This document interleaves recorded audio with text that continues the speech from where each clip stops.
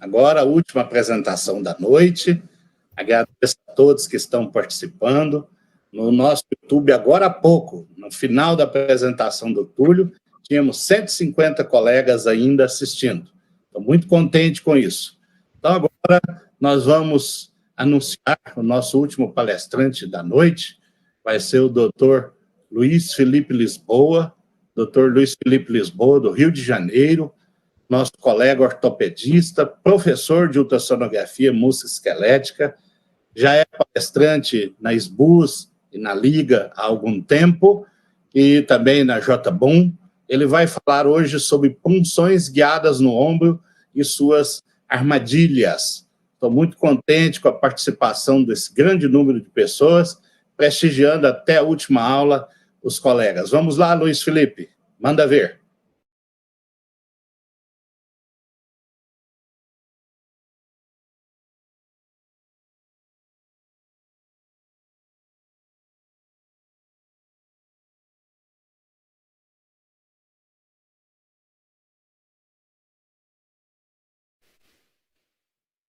Olá, pessoal. Muito boa noite.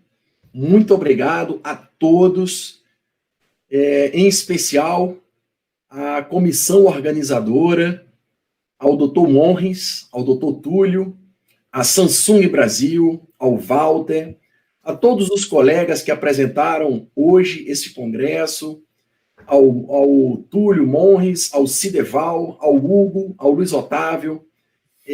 Muito obrigado a todos, muito obrigado, e pedir desculpa pela minha demora. Eu tive um atraso no trânsito, mas estou aqui. Essa minha aula, em particular, ela tem uma história. Em especial, queria agradecer ao Dr. João Renato, diretor da Proeco, o qual me deu a oportunidade de abrir uma agenda de punções guiadas há quase 3 anos. E essa aula é praticamente essa transição do início da minha carreira dentro da ultrassonografia, após os ensinamentos do Dr. Monres e do Dr. Túlio, o qual pude colocar em prática todo esse meu conhecimento de ortopedia e ultrassonografia musculoesquelética dentro dos procedimentos. Então, agradecer mais uma vez à empresa Proeco, ao Dr. João Renato, a toda a equipe. E essa aula é justamente essas armadilhas, os quais eu tive durante esses anos e qual agora eu vou passar para vocês, para que vocês não tenham tanta dificuldade como eu tive nessa transição de acompanhamento e de aprimoramento nesses meus anos de punções, tá? Então, eu vim aqui falar de punção articular do ombro, guiada por ultrassonografia e suas armadilhas. Esses anos, e qual agora eu vou passar para vocês, para que vocês não tenham tanta dificuldade como eu tive. Qual o significado de armadilha? Acompanhamento. Segundo o nosso grande dicionário brasileiro, do Aurélio, está aqui como número 1, tornar enganoso. Tá? Então, guardem essa palavra. Vamos aos conceitos. Quais os benefícios da ultrassonografia mediante as infiltrações? Identificar as estruturas-alvo para aspiração ou injeção com melhor precisão. Visualizar a ponta da agulha e o alvo em tempo real. Requer um alto nível de conhecimento anatômico, sim, foco, habilidade manual e prática substancial, ou seja, assim como qualquer técnica dentro da medicina, requer o que a gente chama de quilometragem. Cada tecido mole ou estrutura óssea tem uma técnica ideal diferente, método de visualização e escolha de agulha ideal para cada metodologia. Indicações. Quando fazemos uma infiltração, nós podemos fazer um procedimento específico. Antes, devemos ter um consentimento verbal e, de preferência, por escrito, e uma boa documentação deste caso. Podemos fazer essa infiltração com um objetivo diagnóstico e terapêutico. Quando diagnóstico, nós fazemos anestésicos, contraste, que é o grande caso desta aula, e quando nós podemos fazer também as aspirações para colher material e levar ao laboratório. E quando terapêutico, podemos fazer anti-inflamatórios, corticosteroides e a viscosuplementação. E quando utilizamos a ultrassonografia? Geralmente, hoje em dia, muito indicado em todos os casos, porém, na falta de referência anatômica de uma superfície de desejo de infiltração, proximidade das estruturas neurovasculares, para que não tenhamos lesões iatrogênicas, sangramentos eminentes, anatomias aberrantes, como a elefantíase, estruturas mais profundas e evitar exposição à irradiação. Quais os materiais que nós devemos ter para essa nossa infiltração?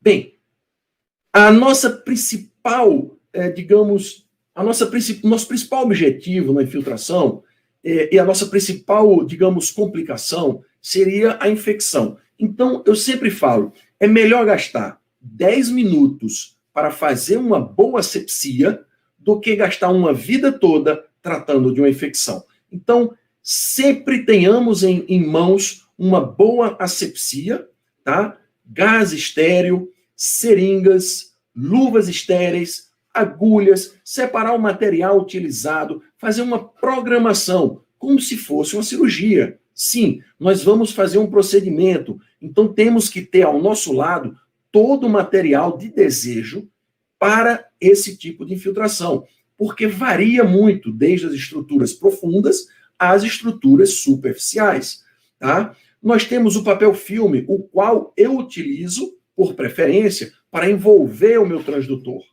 Temos o álcool gel, que é o meio de acoplamento do transdutor ao tecido, e o anestésico e o material o qual a gente vai fazer o procedimento. Posicionamentos, e aqui entra uma grande sacada. Muitas das pessoas convidam para que eu faça infiltrações em locais que o meu posicionamento não é agradável. Isso não é legal. Por quê? Porque dificulta o procedimento. Quem é ortopedista e que está aqui nos assistindo sabe que durante uma cirurgia nós temos que colocar o paciente tanto num posicionamento ideal para o tratamento cirúrgico, como para que o cirurgião fique o mais confortável e que tenha um layout melhor adequado para o procedimento. Vejam, nós podemos fazer as infiltrações do ombro na região anterior, na região posterior. Eu prefiro desta região, posição em decúbito lateral, posterior à minha pessoa. E, obviamente, evitar esse tipo de procedimento. Vejam como esta médica está totalmente de uma posição muito ruim para fazer o procedimento. Então, eu não recomendo. E por que eu recomendo fazer na posição deitada? Para evitar a desautonomias, né? Já tive muitos casos de fazer infiltrações com paciente sentado, de preferência, principalmente os homens, diga-se de passagem, são os principais a fazer as desautonomias, tá bom? Já tive casos de punhos, de sentado, o paciente fazer uma desautonomia. Então, eu prefiro e recomendo que façam em decúbito lateral, com esta posição em decúbito lateral, de costas para você, para que você possa, então, efetuar o procedimento. Quais as técnicas? Bem, pré-requisitos. Primeiro de tudo, temos que ter familiaridade com a máquina de ultrassonografia e otimização de imagem. Diga-se de passagem, isso faz toda a diferença. Há muitas pessoas que nos perguntam qual máquina comprar, qual máquina utilizar. E essa resposta se faz agora. Quando a gente compra máquinas que não tem não tem uma tecnologia de profundidade, nos falta imagem durante o procedimento. Então, isso faz muita falta na hora do procedimento. Escolha de um transdutor ideal para cada caso específico, seja o linear para os superficiais ou o convexo para as regiões profundas. Uso do Doppler ou Power Doppler, isso para visualização das estruturas vasculares. Temos que ter em mente que nós temos sempre a junção do nervo, artéria e veia, próxima das estruturas, os quais nós vamos fazer um procedimento. Com exceção do ombro, pelo posicionamento que eu gosto mais em decúbito lateral, de posterior para anterior, mas temos que ter isso em mente para que nós não tenhamos as lesões iatrogênicas. Ajuste de profundidade, frequência, foco, ganho e compensação, para que a nossa imagem não fique desta forma, né, turva. Ou seja, nós temos um aparelho, estamos fazendo uma infiltração e não estamos vendo nada. Então, nada adianta. E, obviamente, visualização da agulha em 2 planos ortogonais. In plane, que seria essa aqui, e out of plane, que seria fora do plano.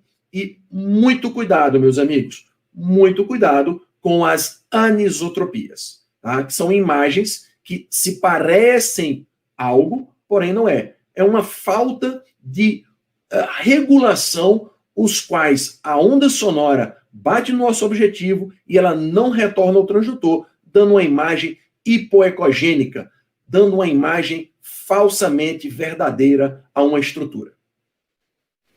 Bem, antes de qualquer procedimento, seja ele de ombro, ou de punho, ou de quadril, ou de qualquer outro, nós temos que sempre fazer uma varredura antes desse procedimento. Por quê? Porque nós podemos, em alguns casos, ter algumas surpresas. Então, vamos identificar aqui o ombro.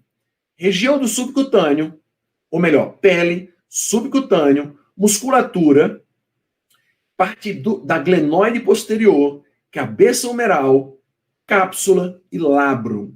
Sim, nós temos que ter todas as imagens com essa varredura, né, antes do procedimento, para que nós não façamos lesões iatrogênicas, ou seja, para que nós não façamos lesões aqui do labro posterior, para que nós não tenhamos surpresas durante o nosso procedimento, para que nós então possamos fazer uma documentação prévia ao procedimento e durante o procedimento e após o procedimento faça uma documentação e deixe isso muito claro para o nosso paciente. Vejam aqui, uma varredura de um ombro, vejam aqui a glenoide posterior, aqui o labro, aqui a articulação, fazendo uma manobra de rotação interna e externa, vendo aqui muito bem a cápsula e o espaço articular. Porém, vejam este caso, há uma dificuldade, vejam, eu tive que fazer uma rotação externa para ver se eu conseguia ver a cápsula. Veja uma cápsula muito próxima à articulação, que dificulta o posicionamento da agulha na região intraarticular. Então, isso faz toda a diferença. E por que eu falo isso? Quando a gente faz o que eu faço, que são infiltrações com contraste, qualquer que seja o extravasamento do líquido fora da articulação, isso não é legal para o radiologista que vai fazer o laudo da artrorressonância, né? Quando a gente está fazendo um tratamento terapêutico, tudo bem, que entre 2, 3 ml e que extravase 1, não tem problema, mas durante o procedimento de um contraste, isso faz toda a diferença. Então, eu tenho que ter 100% de certeza que esse líquido vai estar intraarticular, fazendo volume e fazendo o que o contraste tem como função. Então, essa varredura é muito importante e vejam aqui, ó, vejam a dificuldade de visualização da cápsula. Vejam a cápsula retesada como este caso específico. Técnicas de acesso. Podemos fazer anterior, podemos fazer posterior, o paciente em decúbito ventral, de lateral para medial, ou seja, a agulha vem nesta direção, em direção ao labro. Durante esse processo de aprendizado, eu prefiro fazer com esta posição. Posterior, em decúbito lateral, de medial para lateral. eu me sinto mais confortável, eu tenho melhor estabilização com a mão e consigo fazer um procedimento mais seguro. É o melhor? Não. É a técnica que eu desenvolvi, ou melhor, não é minha técnica, perdão, tá? Não é a técnica, é a técnica o qual eu fiz durante o meu aprendizado que melhor coube a minha melhor precisão para fazer a infiltração, tá? Então, essa posição é a que eu prefiro durante os procedimentos. Pode ser também nessa posição aqui, pode ser de lateral para medial, que seria essa aqui, essa figura assim. Vejam, como toda cirurgia, como todo procedimento, eu sempre oriento fazer um planejamento. Sim, sempre devemos fazer um planejamento. Por quê? Porque durante o ato de procedimento, se nós não tivermos um planejamento previamente consolidado, podemos passar algum tipo de transtorno durante o procedimento. Então, eu sempre oriento deixar 2 agulhas de reserva, deixar seringas, deixar um material escrito, deixar sempre muito bem orientado para que nós não tenhamos nenhuma ocasião prejudicial ao procedimento do paciente. Vejam aqui, durante o planejamento, eu faço essa medição do meu alvo até a pele, para que eu tenha certeza do tamanho da agulha a ser utilizada. Veja esse outro caso aqui embaixo. Eu faço essa medida, tá? Eu faço essa medida, tá? Eu traço esse plano aqui, transversal, e esse plano até a inserção, né? Na verdade, a inserção não, o inserimento da agulha. E esse ângulo em vermelho seria o ângulo de ataque da agulha. Mais ou menos para eu saber em que movimento de angulação que eu vou encontrar o meu alvo. Eu também faço essas marcações na região posterior do ombro. Por quê? Vejam essa marcação e vejam essa. O que isso vai beneficiar durante o meu procedimento? Essa linha eu tracejo durante o meu planejamento para essa direção e essa outra linha eu tracejo para essa continuação. E esse X, esse encontro dessas linhas que estão aqui gravadas, é onde eu irei colocar um pouco mais proximal o meu transdutor, e é ali que a agulha vai entrar. É ali o meu alvo, para que eu tenha uma área melhor para fazer a asepsia.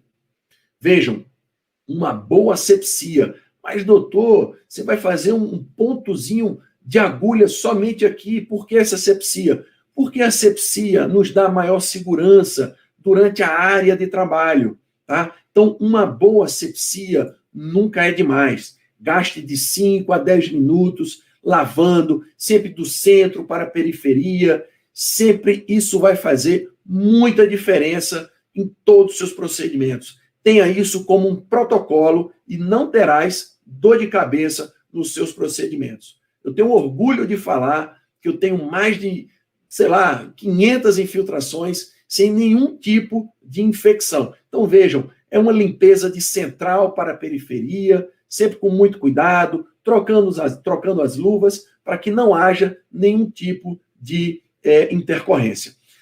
Colocação de campos é meio contraditório. Às vezes eu coloco, às vezes não. De uma forma genérica, no meu dia a dia, eu não utilizo e nunca tive problema. Mas aqui eu estou dando com mais uma opção para este caso, que vocês podem sim colocar o campo para delimitar a área o qual você vai fazer o procedimento.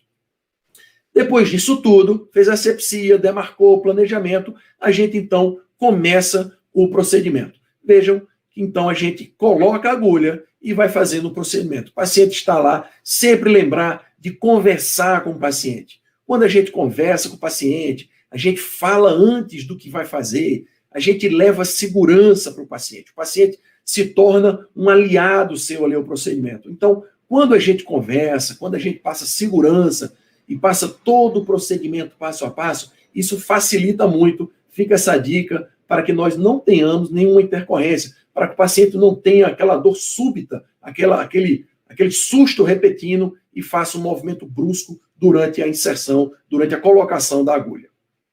Vejam aqui, a agulha, o bisel, sempre entra desse lado, né? Técnica de 30, 40 graus, e depois, ao chegar na articulação, eu faço um giro nessa agulha para que o bisel fique ao contrário, para que o líquido venha por esse local aqui, que é justamente o recesso axilar. E aqui, lembrando, antes de eu infiltrar, seja corticoide, seja o contraste, seja uma viscosuplementação, eu tenho que ter certeza que minha agulha está bem posicionada. Então, eu uso uma coisa chamada expansor, ou seja, dilatador, né? 2 ml de lidocaína ou um soro, qualquer coisa, para que eu tenha certeza que o líquido está posicionado de forma correta dentro da articulação. E, por fim, as nossas armadilhas, que eu classifico como início de carreira, anatômicas e patológicas. Início de carreira, eu sempre fazia as infiltrações com esse tipo de seringa e sempre passava muita vergonha. Por quê? Porque, vejam, essa seringa aqui, ó, ela tem um final liso, né? Durante o procedimento de infiltração, seja ela qual for, em qualquer articulação, existe uma pressão negativa muito grande. Então, durante o ato de compressão da seringa, pode haver um desacoplamento e você perder toda a sua medicação. Então, eu não recomendo, e sim recomendo o uso dessas seringas chamadas seringa lock, onde você faz um acoplamento rosqueado da sua agulha. Um outro início de armadilha, que seria mais ou menos início de carreira, é justamente a falta de posicionamento firme do transdutor na área de região onde a gente vai fazer a infiltração. Veja, isso aqui, no início, eu não conseguia ver a agulha, eu não conseguia firmar o posicionamento do transdutor para a visualização da agulha. E outra coisa, esse vídeo aqui do lado aqui, a força que a gente coloca no transdutor. Às vezes a gente coloca uma força muito grande, vejam, e quando eu solto a força, a agulha, ela se desloca da região articular. Vejam aqui. Então eu vou ter que reinserir. Quando eu solto a agulha aqui, ó, ela sai e eu reinsiro ela na porção articular. São milímetros que fazem toda a diferença durante nossa punção. Então, vejam aqui, uma outra coisa que eu observei durante esse aprendizado é que quando a gente coloca a anestesia ela faz uma imagem ecogênica, que muitas das vezes podem não atrapalhar, mas confundir. Vejam que a agulha está emergindo aqui na articulação, eu estou anestesiando, faz uma imagem ecogênica e a agulha meio que desaparece. Então, isso pode provocar uma armadilha, pode fazer com que você tenha dificuldade de visualização da agulha. Uma outra coisa também é a própria técnica. Quem está começando vai, aos poucos, aprendendo, né? Então, uma das coisas que eu chamo a atenção é o posicionamento da agulha. Vejam esse caso, a gente coloca a agulha, deste lado a gente acha que está tudo bem, quando a gente vai ver, a gente vê que a agulha está oblíqua, ou seja, ela está fora da área de cobertura total do transdutor. Em alguns casos, as pessoas vão achar que isso aqui é a ponta da agulha. Porém, a gente sabe que não é. Então, quando a gente corrige o transdutor, veja o que acontece.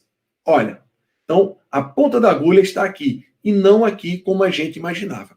Então, eu sempre oriento, quando formos fazer uma infiltração, antes de olhar a tela da ultrassom, olhar diretamente ao transdutor e colocar a agulha reta, bem abaixo do transdutor, como essa figura ela mostra. Vejam, aqui está de forma correta e aqui está de forma errada, né? Então, sempre visualizar primeiro a agulha ao transdutor e depois olhar a tela da ultrassonografia. Agora, armadilhas anatômicas. Veja este caso. Eu peguei apenas este caso para especificar, porque eu nunca tive outro. Esse paciente, vejam aqui é uma imagem normal, aqui é a escápula, aqui é o subescapular anterior, aqui é o supraespinal, aqui é a espinha da escápula e aqui é o infraespinal. Veja esse paciente, aqui é o subescapular, aqui é o supraespinal, aqui é a escápula e aqui é o infraespinal. Veja que a espinha da escápula, ela está muito, digamos, distal, ou seja, ela pega muito próximo, ela pega muita musculatura do infraespinal. Lembrando que a nossa infiltração do ombro, ela é numa região de estudo do infraespinal, na região posterior. Então, esse caso específico, quando eu coloquei o transdutor para fazer a punção no posicionamento, o qual eu falei anteriormente, veja o que eu encontrei. Encontrei uma escápula mais distal. Então, eu tive que modificar a minha área de trabalho para que pudesse fazer a infiltração. Então, aqui mostra um vídeo onde eu tive uma dificuldade, então tive que mudar a minha área de trabalho, eu tive que ir um pouco mais anterior para fugir dessa sombra acústica do osso, para que eu pudesse, então, visualizar a região articular. Vejam aqui algumas alterações anatômicas e entra como alteração anatômica porque algumas pessoas, mudando o biotipo, elas têm um recesso axilar, uma articulação maior, outras menores. Em alguns casos, nós temos dificuldade de ver o líquido, o qual estamos fazendo a punção neste trajeto. Então, o que eu oriento? Sempre que tivermos alguma dificuldade, fazemos esse movimento de trazer o transdutor um pouco para distal, para percebermos esse movimento aqui, ó. Ou seja, essa imagem nos dá 100% de certeza que estamos na região articular. Ou seja, nem sempre a visualização do transdutor com agulha é o mais importante. Se a gente sabe que está colocando a agulha, batendo no osso, e colocamos o nosso transdutor um pouco para distal, procurando sempre um recesso axilar, nós vamos ver essa imagem. Vamos ver um turbilhonamento do recesso axilar, promovendo, então, uma infiltração com 100% de certeza e de boa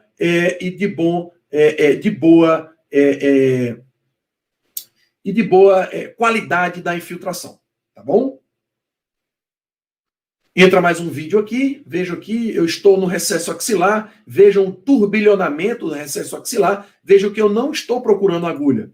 Eu coloquei a agulha lá, começo a infiltrar e não vejo o líquido, não se consegue ver, às vezes, o líquido, às vezes, um estreitamento, um recesso axilar maior. Então, eu coloco o transdutor distal, vejo turbilhonamento no recesso, vejo que há um turbilhonamento, então, meu transdutor, minha infiltração está de boa qualidade. Uma outra coisa que a gente pode utilizar também, que eu não uso com frequência, mas fica aqui a dica, é o uso do Doppler. Vejam este caso, a agulha está na região intraarticular e eu ligo o Doppler. Vejam que quando o Doppler ele para, é a hora que eu paro de fazer a infiltração. Nesse momento que o Doppler está aí agindo, é que o líquido está entrando em perfeita estado. Pronto. Nesse momento, eu parei de infiltrar, agora eu iniciei, então é um dado positivo que realmente o líquido está nessa região de desejo, que é na região intraarticular. Um outro caso aqui patológico são as capsulites adesivas, né? Vejam aqui um movimento discreto de rotação interna, rotação externa e não visualização da cápsula. E outra coisa, quando a gente coloca a agulha nesses pacientes, a gente tem que saber que esse recesso axilar ele está menor do que o normal, ou seja, a cápsula está retesada. Então, qualquer quantidade mínima de líquido vai haver, por pressão negativa, essa expulsão de líquido. Então, temos que saber disso, porque se a gente quer colocar um volume maior, isso pode gerar muita dor para o paciente. O paciente relata dor do ombro até o punho. É uma dor insuportável, então temos que ter esse cuidado. Vejam aqui que há um retesamento da cápsula. Então, temos que ter esse cuidado previamente. Vejam aqui um outro caso patológico. Esse caso específico, o paciente tinha um quadro de luxação recidivante, ele tinha um Hill-Sachs nessa região, eu não encontrei outro local para fazer o posicionamento da agulha. Então, a agulha ficou entremeada na lesão do Hill-Sachs, e vejam que a cápsula ela colava da lesão. Então, eu não conseguia ver a agulha, vi apenas algum turbilhonamento. Isso pode ser uma armadilha durante as suas infiltrações articulares. Vejam aqui a lesão, aqui o labro, aqui a glenoide, aqui a cabeça, aqui a lesão, e vejam que eu não consigo enxergar por causa de um colabamento durante a cápsula nessa região da lesão. E aqui, por fim, vejam aqui, onde eu tinha também um caso de capsulite adesiva, o qual eu preferi sair da região onde eu não enxergava a visualização da agulha, ou melhor, não enxergava a visualização do líquido, e fui para o recesso axilar, para então visualização desse líquido intraarticular. E para finalizar, qual a minha definição de armadilha, né? Todas as vezes que eu errei durante essa minha caminhada de aprendizado, foi quando eu subestimei os meus procedimentos. Então fica aqui a dica para todos que estão aprendendo. Não subestime os seus procedimentos, por menor que eles sejam. Façam dentro da melhor forma todos os protocolos, de forma correta, sequencial, porque todas as vezes que eu errei, foi quando eu falei, é muito fácil, é tranquilo, foi quando eu errei, e eu não recomendo aos senhores. Meu muito obrigado a todos, até esse exato momento, presente aqui na L-Boom, a todos que nos confraternizaram com a presença, convido a todos que estejam e tenham interesse nos meus cursos de ombro, punho e mão, que queiram me seguir no Instagram. Muito obrigado ao Dr. Morris. É isso aí. A todos, meu muito obrigado e uma boa noite e até amanhã.